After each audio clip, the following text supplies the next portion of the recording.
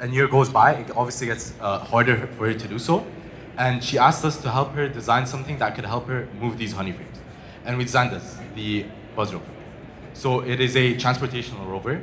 We have a system of like plexiglass, which is this clear kind of glass. It's plastic, and we have these spacers that hold honey frames. So when she's loading up the honey frames, she inspects them first, makes sure that they're good and the honey's sealed, and she can slot them right in. She slots all of them in, and then this is obviously removable. So anytime that she's not using it and she wants to clean it or anything like that, she can easily remove it and put it back in, and just keep using it very easily. Now, at the front, we have master switch, emergency stop, all the electronics are in that front hood over there, which we 3D printed ourselves.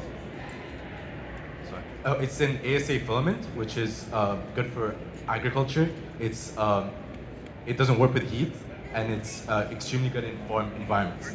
We also have rubber tracks, and we've made sure that it works on an uneven terrain. She doesn't really have as much soil as much as gravel. Most of her land is gravel, and most of the distance that she's traveling is gravel. And we've tested out there, and it works perfectly. And we presented to her the rover, and we found she told us that a major reflection or a point of concern that she had was that the bees might escape. So we created the lid too near the end, and we put some handles on. It's made out of wood, and we have sealant, rubber sealant on the sides to make sure that the bees don't escape.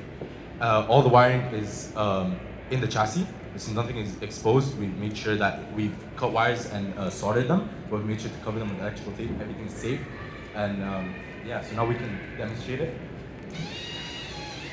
So it works with a controller. You could have it wired or wireless. And then we also have a feature of path replay, where you can record a path and then have it replay that path. And you can store up to 8 paths. So if you could show that, you press a button on the controller to start the recording, and then you would move the robot, and then press the button again to stop the recording, and then you press just one button and it'll do that path again.